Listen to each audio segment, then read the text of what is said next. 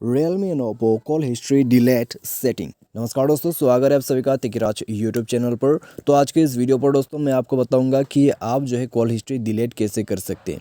ठीक है, तो अगर दोस्तों आपको पता नहीं है तो इस वीडियो को देखें, मैं आपको यहाँ पर प्रोसेस जो है वो शो करके बताऊँगा।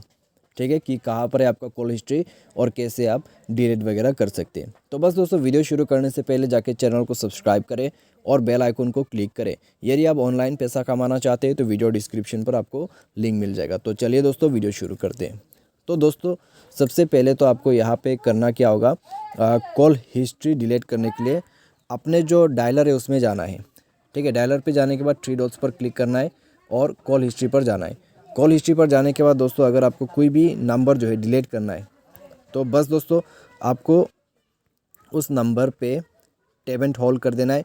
टैब एंड होल्ड करने के बाद आपको डिलीट का ऑप्शन मिल जाएगा, तो डिलीट कर दीजिए। ठीक है, कोई भी नंबर के ऊपर में आपको टैब एंड होल्ड करना है, उसके बाद आप डिलीट कर सकते हैं बिल्कुल आसानी से।